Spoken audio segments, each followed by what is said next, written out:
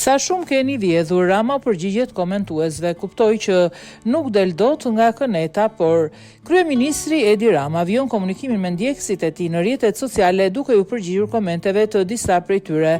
Kështu ka bërë ku ka zgjedhur që t'u përgjigje disa komentuesve në lidhje me postimin e bërë më herët për rrugën Shëngjin-Velipoj. Shëngjin-Velipoj është një aks i mahnitshëm.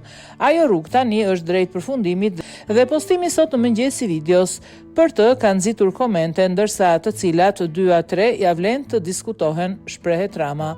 Nuk ke asnjë rrugë me standarde, sepse pjesa e standardit që i duhet rrugëve, ju duhet të paguani zgjedhjet. Ishte ky një nga komentet që Rama i është përgjigjur duke thënë ndër të tjera se është fyerje për 800.000 votuesit e Partisë Socialiste, nëse thuhet se blihen votat në zgjedhje.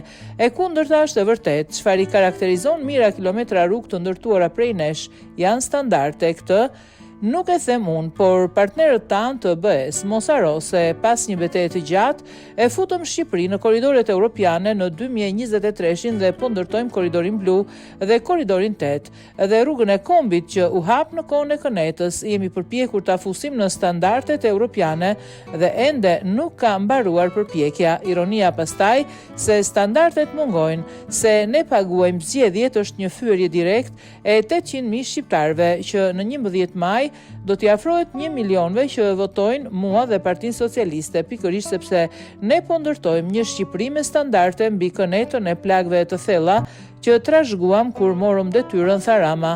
Vendi nuk bëhet kurrë si italian, edhe po të rish 10 shekuj në pushtet. Ishte një tjetër koment të cilit Rama ju përgjigji duke i sjellë në kujtesë numrin e turistëve që kanë zgjedhur Shqipërinë për të pushuar, si dhe organizma dhe samitet që mbahen në vendin ton me pjesëmarrjen e liderëve nga e gjithë bota.